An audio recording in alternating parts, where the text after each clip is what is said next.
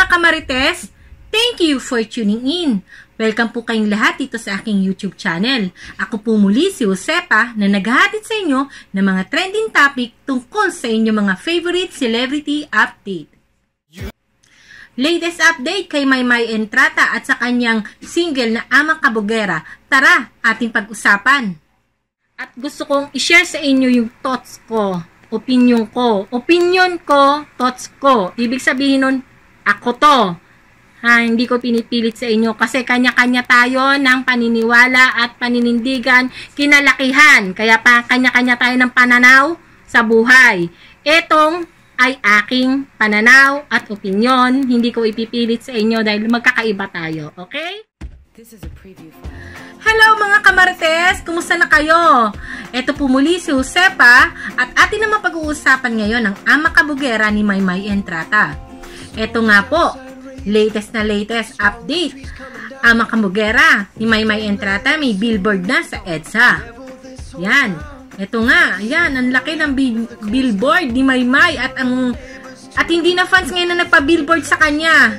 O, diba? Hindi na tayo, hindi na Solid Maymay, hindi na may word ang nagpa-billboard kay Maymay, kundi Spotify, hindi lang naman kanya mga supporter, maging ng mga CB, o diba? Yan ang matagal nating hinihintay, lalo na tayo mga Solid Maymay, diba? Nakaka-proud, hindi lang tayo ngayon ang nakaka-appreciate sa talent ni Maymay, kundi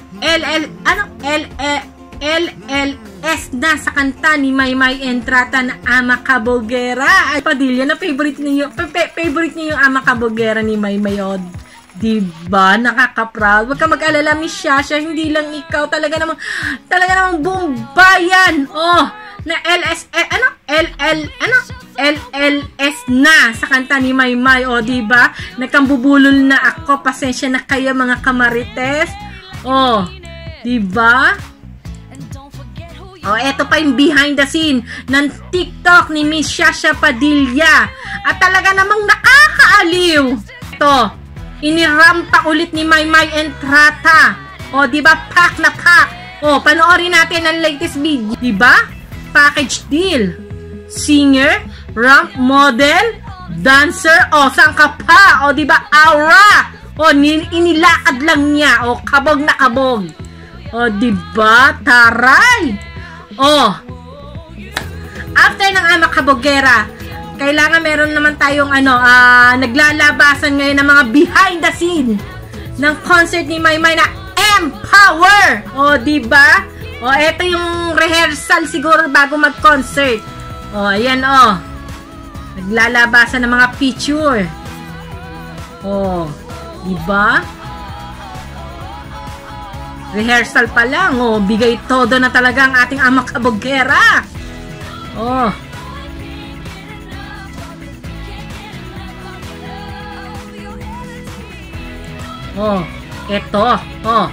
Ito yung behind the scene na talaga namang pinag-usapang maigi sa concert ni Maymay.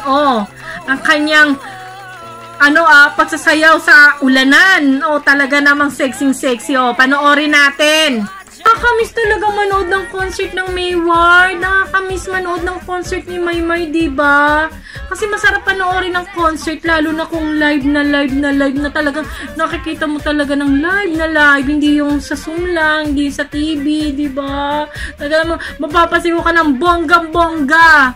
Kaya lang ako pag concert kasi daw makasigaw. Kasi pag ako kasi starstruck, tulala ako. Nanonood lang ako. Talagang ninanamnam ko yung bawat moment, bawat movement, bawat kanta ninanamnam ko. Kaya ako'y tahimik pag ako'y nanonood ng concert. Talaga namang ako'y tulala lang. Diba?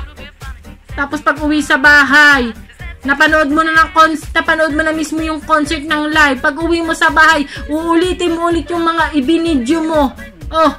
Paulit-ulit yon. Hindi na mananawa. Ito pa, may isa pa. Isa pang behind the scene ng concert ni Maymay. Nakakamiss tuloy. Yung manonood ka ng concert ng live, diba? Ay nako, kailan kaya uli, diba? Kailan kaya uli? Diba? diba? Kaya yung mga hindi pa nagpapabaksin dyan, magpabaksin na kayo. O, diba? Kasi ang COVID hindi na mawawala, diba? Pero maiiwasan natin ang pagkalat, diba? Kung tayo magpapabaksin. Para sa ating proteksyon, para na rin sa proteksyon ng mga mahal natin sa buhay. O, para makanood na tayo ng mga concert. Kasi sa ibang bansa, pwede na silang mag-concert ng live na live, nang meron din live audience. O, diba? Pero nakakatuwa naman dito sa Empower ni Maymay Entrata, diba? Andiyan pa rin si Edward. O, diba? May word pa rin. Diba? Pwede naman hindi na kunin ni Maymay na host si Edward, diba? O, diba? Pero nandiyan pa rin si Edward. Pwede naman si DJ Jaiho na lang, diba? Pero andiyan pa rin si Edward. Siyempre, pag may Edward Barber. O, nakakatuwa. Mga pasimpleng ganun lang nilang dalawa, kinikilig na ako, okay na ako doon, masaya na ako.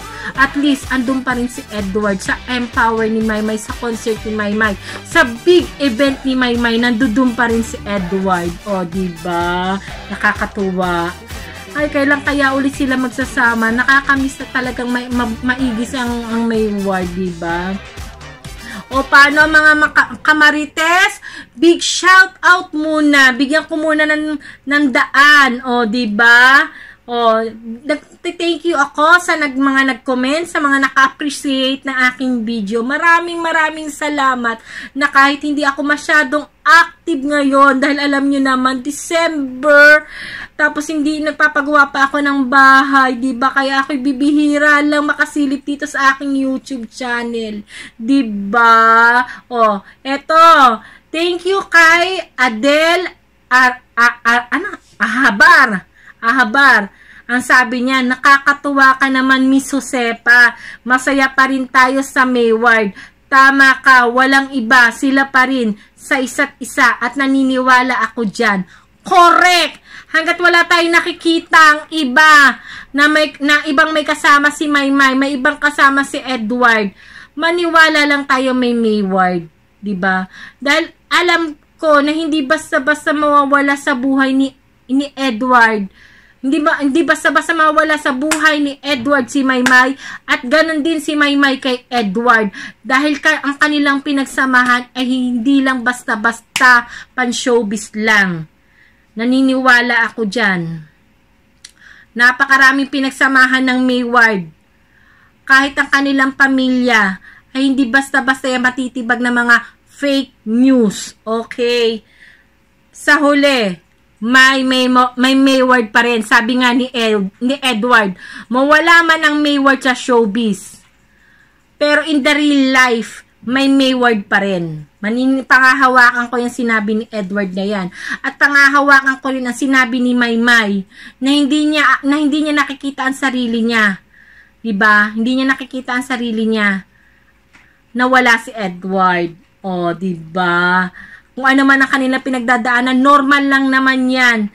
Sa isang magkarelasyon, sa isang magkaibigan, o kahit kanino man. Ultimo ngang magkapatid, nanggaling na sa isang sinapupunan, nag-aaway pa rin, hindi pa rin magkasundo, sila pa kaya, diba? Ganyan lang yan. Pero ang importante sa lahat, nananaig ang pagmamahal at pagtitiwala nila sa isa't isa. O, diba? Nag-lecture na naman ang inyong si Camarites Josepa. O, diba? O, eto,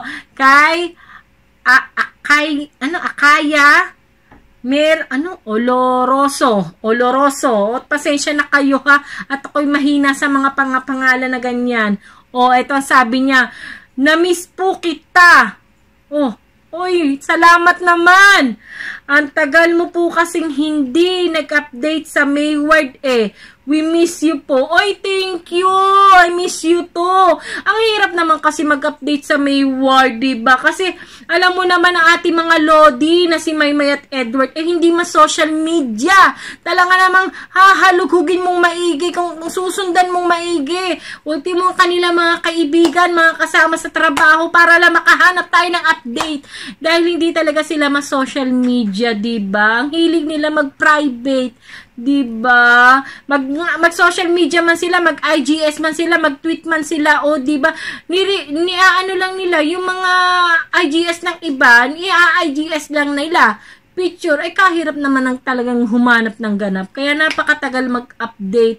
Ayoko naman mag-update ng isang picture lang, diba? Yung kada kilos nila i-update ko, diba? Saka ayoko rin naman mag-update nang hindi naman makatotohanan.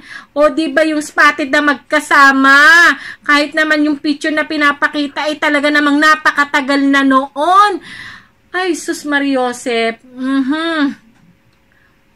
Ayoko ng ganun yung parang binibilog mo yung ulo ng mga kakofan mo, diba? Kasi ayoko rin ng binibilog ang ulo ko.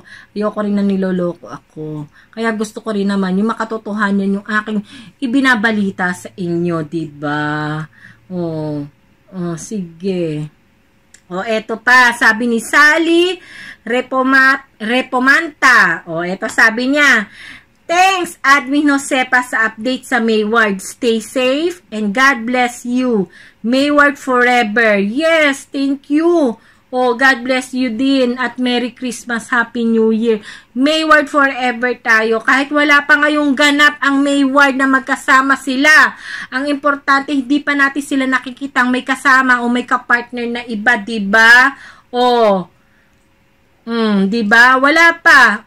Si Maymay nag-concert. Pero nandoon pa rin si Edward. Diba? Si Maymay nagkaroon ng series pero solo lang niya. Wala siya ibang ka-partner doon. At si Edward din naman, diba? Bonggang-bongga ang kanyang pag-host.